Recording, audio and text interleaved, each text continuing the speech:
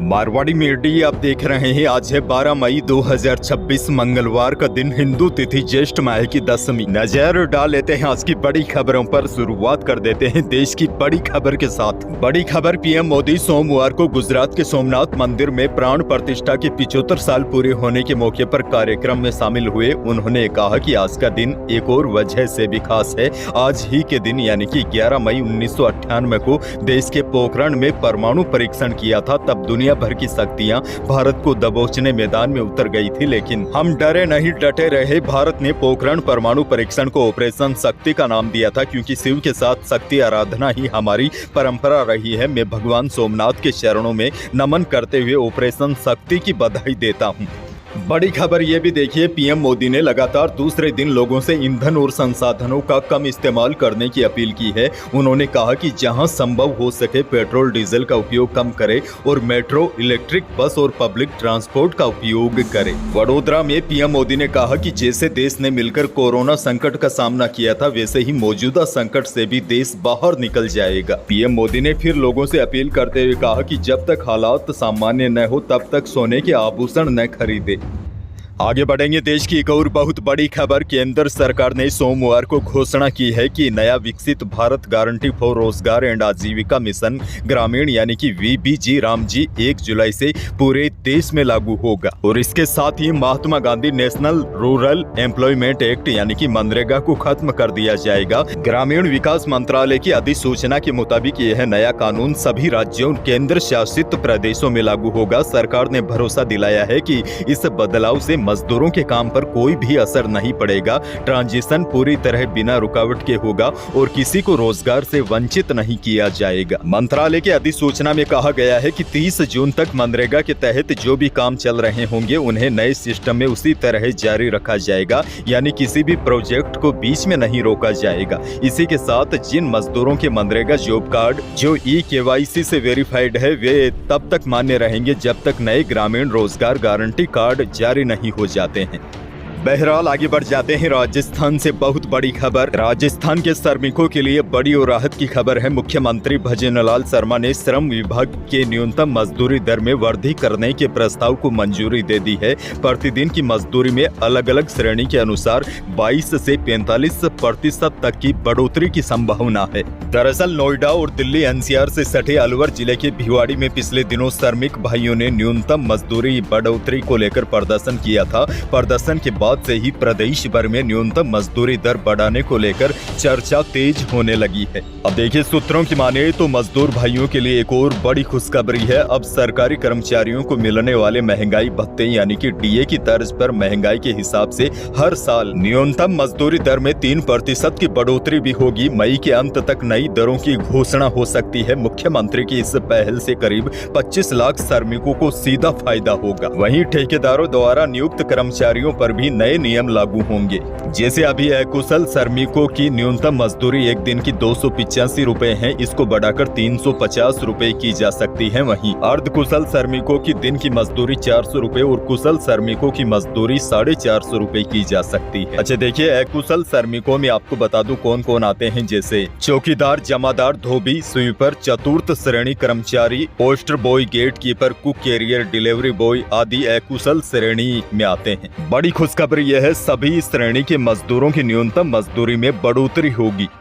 आगे बढ़ेंगे। राजस्थान से एक और बहुत बड़ी खबर, हाईकोर्ट ने प्रदेश में तय समय सीमा पर पंचायत और निकाय चुनाव नहीं करवाने पर सरकार पर नाराजगी जताई है। बेंच ने मौखिक टिप्पणी करते हुए कहा कि सरकार का यह रवैया बिल्कुल भी ठीक नहीं है। कोर्ट ने कहा, हम पहले ही आपको पर्याप्त समय दे चुके हैं, लेकिन सरकार लगातार चुनाव टालती जा रही है। वहीं सरकार की ओर से महाधिवक्ता राजेंद्र प्रसाद ने कोर्ट को बताया कि निकाय चुनाव में वार्डों के अतिरिक्त परिसीमन को लेकर हाईकोर्ट के 2 अलग अलग फैसले आने से चुनाव प्रक्रिया प्रभावित हुई है। अब देखिए, बड़ी जानकारी यह है, सुनवाई के बाद कार्यवाहक मुख्य न्यायाधीश संजीव प्रकाश शर्मा और जस्टिस संजीव पुरोहित की खंडपीठ ने फैसला सुरक्षित रख लिया है। अब पंचायत चुनाव को लेकर कोर्ट अगली सुनवाई में ही फैसला सुनाएगा।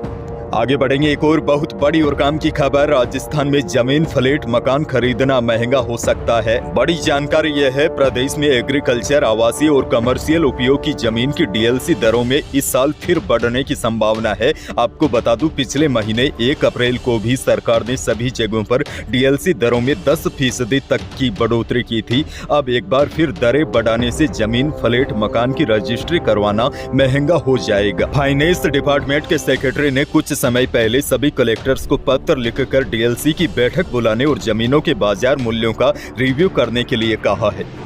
एक और बड़ी और काम की खबर, राजस्थान में मूल निवास बनाने के लिए सरकार ने नए सिरे से प्रावधान लागू किए हैं। मूल निवास प्रमाण पत्र जारी करने के लिए कलेक्टर, एसडीएम, सहायक कलेक्टर और तहसीलदार को अधिकृत किया है। गृह विभाग ने इसके आदेश भी जारी कर दिए हैं। और देखिए, सबसे बड़ी जानकारी आपको दे दूं, अब 10 साल या इससे ज्यादा समय से किराए के मकान में रहने वालों के भी मूल निवास प्रमाण पत्र बन सकेंगे। इसके अलावा जिनके माता पिता राजस्थान सरकार में 3 साल से नौकरी में है, वे खुद और उनके बच्चे भी मूल निवास प्रमाण पत्र बना सकेंगे। हालांकि मूल निवास प्रमाण पत्र बनाने से पहले अब आवेदक से शपथ पत्र यानी कि एफिडेविट लेने के साथ साथ 2 जिम्मेदार लोगों की अनुशंसा यानी कि सिफारिश का प्रमाण पत्र भी लिया जाएगा।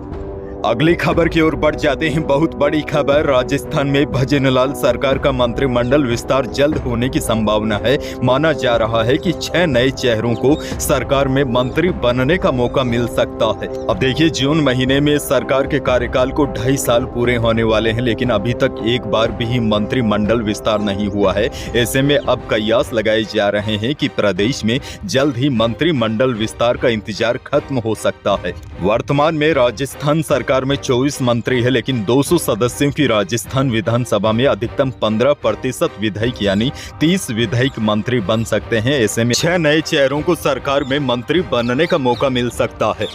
जैसलमेर से बड़ी खबर, जैसलमेर में दुर्लभ वन्य जीव केरकल केट यानी कि सियाघोष को बचाने के लिए वन विभाग ने प्रदेश का पहला गोट बैंक यानी कि बकरी बैंक शुरू करने जा रहा है। दरअसल यह कदम मार्च 2026 में हुई उस दिल दहला देने वाली घटना के बाद उठाया गया, जिसमें ग्रामीणों ने अपनी 50 बकरियों के शिकार के शक में एक दुर्लभ केरकल बिल्ली को जिंदा जला दिया था। अब देखिए क्या होगा अगर केरकल बिल्ली किसी बकरी का शिकार करेगा, तो विभाग मुआवजे कागजी कार्रवाई के बजाय सीधे बकरी बैंक से नई बकरी पशुपालक को सौंप देगा, क्योंकि केरकल को बचाना काफी जरूरी है। पूरे देश में अब महज 50 केरकल ही बचे हैं, जिनमें से जैसलमेर में सिर्फ 4 के कुनबे की पुष्टि हुई है। कोटा से बड़ी खबर, कोटा के जेके लोन हॉस्पिटल में सिजेरियन डिलीवरी के बाद 24 घंटे में दूसरी महिला की मौत हो गई। नाराज परिजनों ने पोस्टमार्टम करवाने से इनकार कर दिया और सोमवार को नवजात को लेकर धरने पर बैठ गए। जेके लोन और न्यू मेडिकल कॉलेज हॉस्पिटल में अब तक ऐसे ही मामलों में 4 महिलाओं की मौत हो चुकी है। सलुम्बर से बड़ी खबर, सलुम्बर जिले के बनोड़ा गांव में गहने लूटने के लिए आरोपी ने बहाने से बुजुर्ग महिला को बाइक पर बैठाया और 7 किलोमीटर दूर सुनसान जगह पर ले जाकर मार डाला। हत्या के बाद आरोपी ने महिला के चांदी के गहने उतार लिए और शव को पुलिया से फेंककर फरार हो गया। महिला के परिजनों ने थाने में गुमशुदगी की रिपोर्ट दर्ज करवाई। पुलिस ने जांच शुरू की तो गांव के ही एक युवक पर शक हुआ। पुलिस ने उसे हिरासत में लेकर पूछताछ की तो उसे महिला की हत्या करने की बात कबूल कर ली। पुलिस ने आरोपी की निशानदेही पर घटना स्थल पर पहुंची और शव बरामद कर लिया। एक और बड़ी खबर, जयपुर सराफा बाजार में सोमवार को दोनों ही कीमती धातुओं में सीमित घटत बढ़त रही। चांदी 500 रुपए बढ़कर 2,63,000 रुपए प्रति किलो रही। इसके विपरीत शुद्ध सोना 400 रुपए सस्ता होकर 1,54,400 रुपए प्रति 10 ग्राम रहा और 22 कैरेट यानी कि जेवराती सोना भी 400 रुपए टूटकर 1,44,400 रुपए प्रति 10 ग्राम रहा। वहीं पीएम मोदी द्वारा देशवासियों से 1 वर्ष तक सोना नहीं खरीदने की अपील का असर भी सराफा बाजार में दिखाई देने लगा है। कल जयपुर सराफा बाजार में भीड़ काफी कम रही। अनाज मंडियों के भाव की बात की जाए तो बीकानेर के अनाज मंडी में इसबगोल का भाव रहा न्यूनतम 10,000 से अधिकतम 13,200 रुपए, जीरा बिका अधिकतम 18,300 रुपए और गवार का भाव रहा अधिकतम 5380 रुपए। नोहर की अनाज मंडी में नए गेहूं का भाव रहा अधिकतम 2550 रुपए, सौंफ बिके अधिकतम 6400 रुपए और अरंडी का भाव रहा 5500 से अधिकतम 6480 रुपए। मेड़ता की अनाज मंडी में जीरा बिका अधिकतम 20,000 रुपए, इसबगोल का भाव रहा अधिकतम 13,500 रुपए, वहीं सौंफ का भाव रहा अधिकतम 12,000 रुपए।